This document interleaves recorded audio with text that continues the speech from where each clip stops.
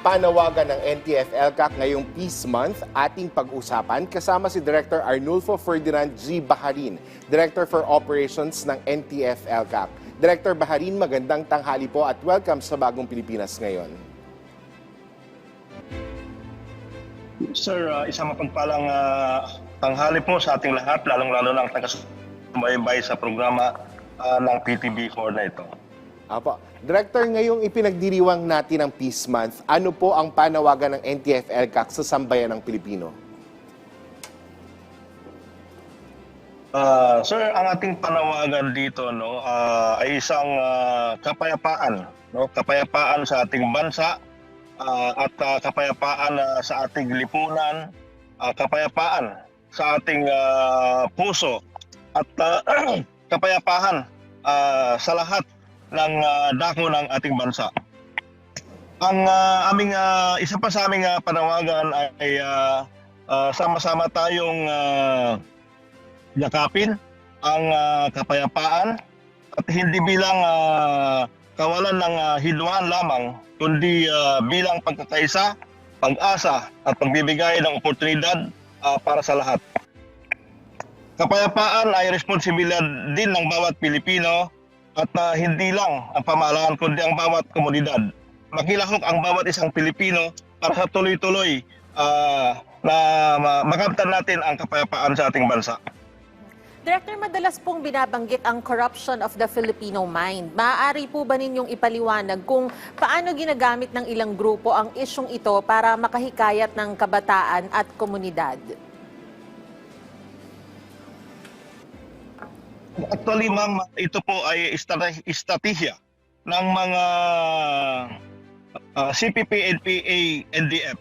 Ito ay ang kanilang pagnanakaw kundi pagbabaluktot sa mga katotohanan para magamit ito para sa mga kanilang mga propaganda at para sa linlangin ang ating mga estudyante, ang ating lipunan para sa kanilang pagsisikap na makakolekta pa ng mga kabataan o kahit na sinong Pilipino sa kanilang armadong pakikibaka. Ginagamit ang mga isyong kahirapan at mga kung ano-ano pang mga issue na nangyayari ngayon kagaya ng corruption para sa ganon ay gawin nila ito na pagpapaalam sa damdamin ng ating mga kababayan para sa ganon ay sumama sa armadong pakikibaka. So napakahirap ito na ginagawa nila para sa sa ating mga Pilipino. Kasi naghihikayat sila ng mga kabataan para sumali o gumagalit sa gobyerno para sumali sa armadong pakikibaka dahil lamang sa mga samot-saring mga issue na binabato nila against sa government. So talagang ito yung kanilang mga estratehiya para sa ganon ay makapanghikayat po ng mga kabataan na sasali sa armadong pakikibaka. Sinasabi rin po na malaking dahilan ng pagre-rebelde ang katiwalian sa pamahalaan. Paano tinutugunan ng NTF-ELCAC ang mga problemang ito upang hindi na maulit ang ganitong exploitation? Actually, ang NTF-ELCAC ay multi-agency convergence anchored on good governance. So maraming mga programa ang NTF-ELCAC sa pamamagitan ng paggamit sa lahat ng ahensya ng gobyerno. Actually, meron tayong 32 national agencies na member ng NTF-ELCAC.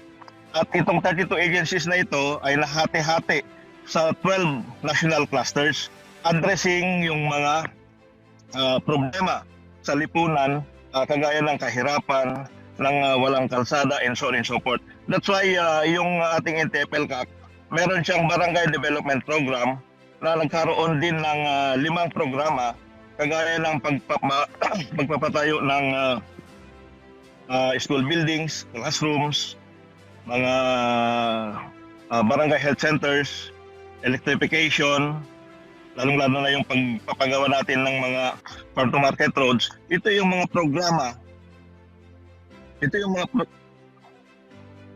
mga programa na ginagampanan or isinusulong ng NTF-ELCAC para sa gayon ay maramdaman ang gobyerno sa mga kanayunan. Director, ano ang mga hakbang ng NTF-ELCAC para mapanatiling ligtas mula sa recruitment ang mga kabataan at komunidad? Ito yung ang mga hakbang na ito ay sa pamamagitan ng information awareness, tapos orientation, no? Sa ngayon marami tayong mga orientation na sinasalihan. Number one, meron tayong kasama po tayo doon sa programa ng Local Government Academy doon sa orientation ng newly elected officials. So partner nila tayo, no, sa NTF-ELCAC, kaya nationwide po pumupunta tayo para sa ganun ay nagsasalita about the NTF-ELCAC, para sa ganun ay maganda pa rin ang pagpapa-implement, lalong-lalo itong mga bagong elected newly officials. Director, ano po ang inyong panawagan sa mga magulang at community leaders pagdating sa pagbabantay naman laban sa recruitment at yun pong maling ideology? Napakalaking bagay ang nagagampanan ng mga magulang para sa ganun ay hindi ma-recruit ang kanilang mga anak. Unang-una ay maging open ang mga magulang at kanilang mga anak at mapag-usapan ang kanilang mga aktibidad sa mga eskwelahan at mapayuhan sila na huwag sumama sa mga organisasyon na mga huwad ang kanilang mga alituntunin, ay yung mga panlilin lang. At para sa ganon ay hindi sila may isali o makasama sa mga organisasyon na ang hangarin ay makapanlig lang ng mga estudyante para sasali sa armadong pakikibaka. Doon naman sa mga community, kailangan po may mga organisasyon o individual na pumapasok sa mga barangay. So dapat po alamin ng barangay kung ano yung kanilang mga pakay. Kung hindi sila magpakilala, ay malamang po iba ang kanilang pakay sa kanilang mga barangay or kanayunan, kaya kailangan nilang alamin kung ano talaga ang purpose ng mga ng mga organisasyon na ito. At sa lahat naman ng mga Pilipino, makinig po tayo doon sa orientasyon na ginagawa ng NTF-ELCAC sa lahat ng antas para po maiwasan natin ang pagsali sa mga dubious organizations, lalong-lalo na itong mga lutang na organisasyon ng CPP, NPA, NDF. Director, ano naman po yung mga initiatives ng NTF-ELCAC ngayong Peace Month na nakatutok sa pakikipagdialogo sa edukasyon upang palakasin at ang pakikisa laban sa violent extremism? Actually, noong linggo lamang, meron tayong ginanap na Unity Run for Peace and Development. Ito yung pagpapakita ng NTF-ELCAC ng kanyang suporta at effort para magkaroon tayo ng unity, peace and development sa buong bansa. Pangalawa, yung sinasabi ko na we joined the Local Government Academy para doon sa orientation ng mga newly elected officials para sa ganun ay maramdaman na mayroong NTF-ELCAC hanggang doon sa mga laylayan ng ating gobyerno. Director, sa usapin ng batas, anong mga legal na reforms yung nais ninyong maisulong para mas mapanagot ang mga terrorist recruiters at maprotektahan ang mga kabataan?